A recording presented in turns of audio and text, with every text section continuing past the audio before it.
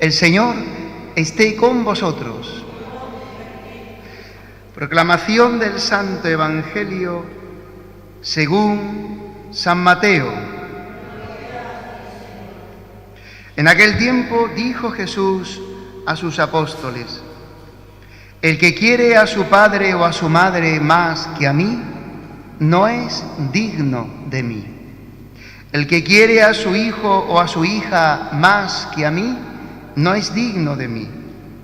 El que no carga con su cruz y me sigue, no es digno de mí. El que encuentra su vida la perderá, y el que pierda su vida por mí la encontrará. El que os recibe a vosotros, me recibe a mí, y el que me recibe, recibe al que me ha enviado. El que recibe a un profeta porque es profeta, tendrá recompensa de profeta. Y el que recibe a un justo porque es justo, tendrá recompensa de justo.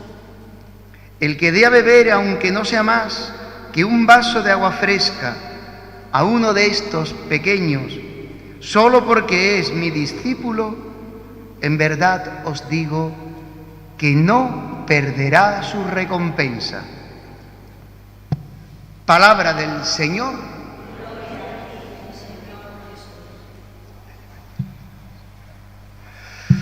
Seguimos, queridos hermanos, en el Evangelio de San Mateo, capítulo 10, lo que se llama el discurso apostólico. Jesús está formando a los apóstoles para ser apóstoles. Cuando uno quiere aprender un oficio, ahora están las escuelas de arte y oficio, o los módulos. El Señor no manda a los apóstoles para ser apóstoles a una escuela de teología, a los rabinos, y de un par de añitos a estudiar la Escritura, y no, se los lleva Él consigo, y Él les instruye, Él les enseña, Él los forma, pero no mentalmente, sino fundamentalmente en el alma, en el corazón. Les da la forma de apóstol, como el artesano que trabaja la obra o el alfarero que trabaja el barro, le va dando la forma, y a cada apóstol le da lo que necesita, pero los tiene Él consigo y los va formando en el día a día del ser discípulo, de vivir, del convivir con Jesús. Eso es lo que el Señor hace con nosotros, cada día, cada domingo, con la palabra, con la Eucaristía. Nos va formando Él con su palabra para ser apóstol. Pero eso es muy importante, tomar conciencia que vivir la Eucaristía, venir al encuentro con el Señor, escuchar su palabra, rezar cada día con el Evangelio, tener cada día ese momento de intimidad con el Señor y preguntar: ¿qué me dice el Señor con esta palabra?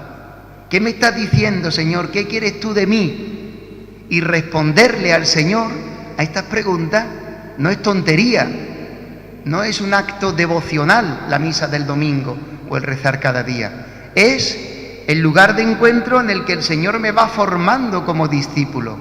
No sea que caiga en el engaño de creer ser cristiano porque hago cosas, pero mi forma interior no es cristiana. Por eso Jesús nos habla con este Evangelio de la radicalidad del ser discípulo. No se puede ser discípulo a mi manera. Yo soy cristiano, mire usted, padre, yo soy cristiano a mi manera. Yo ya creo en Dios y usted no me tiene que explicar nada. Pues va patinando como el que patina sobre aceite, vamos. Se va a pegar un majazo.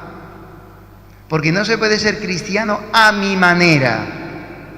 ¿Se es cristiano según el Evangelio o no se es cristiano? Según el Evangelio. Es decir, la palabra de Dios que toca mi vida y la moldea, la modela, le va dando forma, me va configurando con Cristo, dándome la forma de Cristo. Por eso hay un peligro en nosotros, Y esto sucede en la mayoría de la gente en el pueblo de Dios. La gente que está bautizada, que dice que se siente cristiana, que se cree cristiana, pero que si no vive la palabra, no es cristiana. Y esto también nos pasa a nosotros muchas veces. No es que hay que mirar para afuera, no es que hay que decirle a la gente que no es cristiana. Esta palabra viene hoy para nosotros y nos dice el Señor: el que quiere a su padre o a su madre más que a mí, no es digno de mí. El que quiere a su hijo o a su hija más que a mí, no es digno de mí. El que no toma su cruz y me sigue, no es digno de mí. O sea que el Evangelio es radical. Radical porque significa, viene de raíz. Radical viene de raíz, porque toca la raíz del ser cristiano. Y la raíz del ser cristiano es amar a Dios por encima de todas las cosas. Por encima de los hijos, por encima del marido, por encima de la mujer, por encima de sí mismo y por encima de una vida en la que yo quisiera que Dios fuera mi secretario o mi secretaria, para que la haga a mi gusto. Entonces yo ya sería un cristiano perfecto.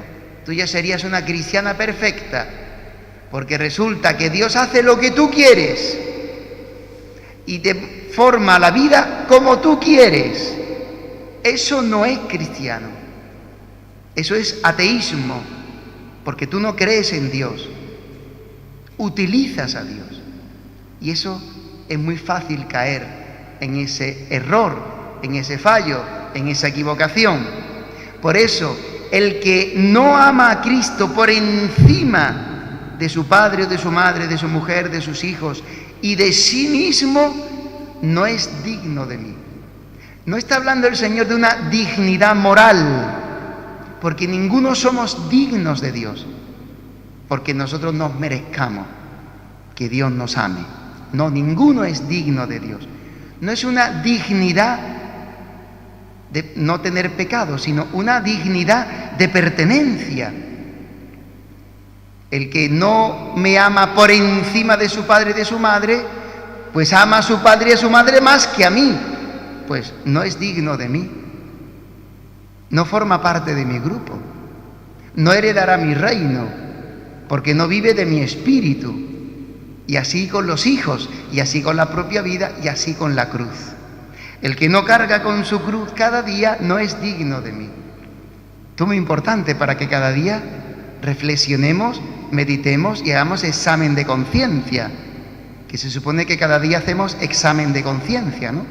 Al terminar el día, mirar cómo ha ido el día, mirar en donde no he vivido el Evangelio, pedir al Señor perdón y la gracia para poder mañana ser fiel o más fiel de lo que haya sido hoy. Examen de conciencia, porque es muy fácil creer que amamos a Dios, pero que a la hora de la verdad es cuando se demuestra si le amamos o no le amamos. El corazón está hecho para el Señor. No dice el Señor que no hay que amar a los padres. Dice que el que ama a su padre o a su madre más que a mí, a su hijo o a su hija más que a mí, no es digno de mí. No está incorporado a mi grupo. Yo no lo considero discípulo mío. No es cristiano, porque hay otras cosas o personas para él, para ella, más importantes que yo. Y el Señor no lo dice por envidia, sino por identidad, por identificación con Él, por pertenecer verdaderamente al grupo de sus hermanos. Primera cosa. Por eso es muy importante que la vida, decía San Pablo, la vida cristiana es meter nuestro vivir en el bautismo, meter nuestro vivir en la muerte de Cristo, que es un morir al pecado, al amor a sí mismo, para amar a Dios por encima de todo. Primera cosa. Segunda cosa, el que acoge a un profeta en mi nombre, no acoge a un profeta, me acoge a mí, porque él va enviado por mí y yo voy con él. Luego, quien acoge a un profeta, me acoge a mí y tendrá paga de profeta. El que acoge a un justo porque es justo, tendrá paga de justo, dice Jesús. Por eso, muy importante, ¿con qué espíritu, con qué ojos veo yo a las personas que Dios me pone en la vida enviados por Él? Porque no actúan en nombre propio, sino en nombre de Jesucristo, porque son enviados por Él. Hace un momento en el Ángelus decía el Papa, ¿y quién es un profeta? Porque parece que esto es una cosa del pasado, o cosa de los adivinos. Hay gente que va a los adivinos. Yo espero que ustedes no vayan a los adivinos, porque eso es un pecado grave contra el segundo mandamiento. Ni a los echadores de cartas, ni a los curanderos, ni a los brujos, ni a las brujas, porque eso son cosas del demonio. ¿Qué es un profeta? Pues un profeta es una persona enviada por Dios para traernos de parte de Dios su palabra, para indicarnos el camino para que nos conduce al Señor, para que ayude nuestra vida de fe, nuestra vida cristiana a crecer. Pero todos somos profetas por el bautismo, decía el Papa. O sea que nosotros somos enviados, esto lo hemos dicho ya muchas veces, ante el mundo para llevar los hombres a Dios. Pues quien acoge a un profeta por ser profeta, no quedará sin su recompensa. ¿Habéis visto la primera lectura? Y termino. Esta mujer sin hijos, desgraciada, con esta cruz, con este problema en su vida, pero que ha visto que Eliseo no es simplemente una persona buena gente, sino enviada de Dios. Es más, Dios va con él. Por eso está deseandito que cuando pase por su casa, oye, Eliseo, quédate aquí en casa, come con nosotros, vive con nosotros. Y cada vez que pasaba por su casa, Eliseo se quedaba a comer con ellos.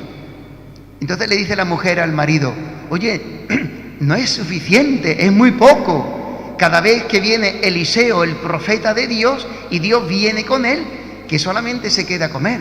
Vamos a hacerle un apartamento, vamos a hacerle una habitación para él en la terraza, y que se quede él y su criado. Y así tendremos al Señor con nosotros, viviendo con nosotros. Que es lo que hacemos también cuando bendecimos las casas, ¿no? Que el Señor viva con nosotros, esté con nosotros. Eso es cristiano. Pues le hacen la habitación. Y le dice Eliseo a esta mujer, porque el criado le dice, Señor, esta mujer tiene una desgracia, no tiene hijos.